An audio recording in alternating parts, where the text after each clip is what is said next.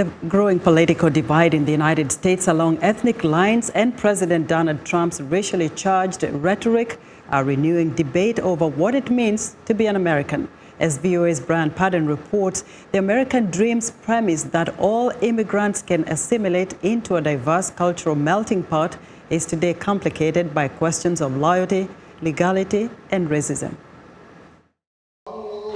President Trump's critics say his rhetoric about Muslims and Hispanics in America and his restrictive immigration policies are maligning entire ethnic groups as un-American to gain political advantage. We know that people are using racism as a way to gain power and resources for that privileges some and burdens others. The president's supporters argue it is valid to raise concerns about undocumented immigrants who do not learn English or to question the allegiance of some Muslim American communities after a number of Somali Americans from Minnesota joined the Somali-based Islamic insurgency Al-Shabaab.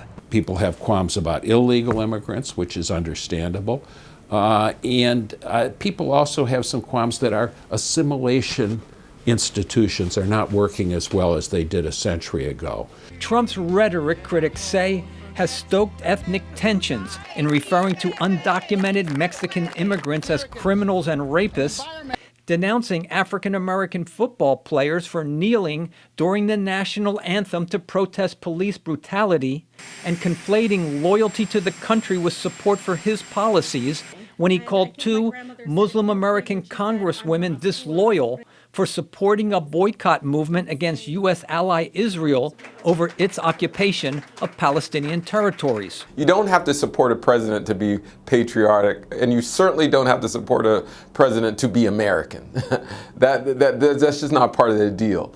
Trump's defenders dismiss accusations of racism, saying he uses blunt language to strike back at critics and political opponents. President Trump, I think, is an equal opportunity insulter.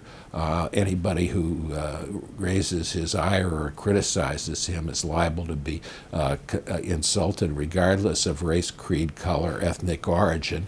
America's ethnic and racial fault lines predate Trump's presidency, but have been brought into sharper relief during his time in the White House, a period in which America is becoming more diverse and identity politics more prevalent. Padden, VOA News, Washington.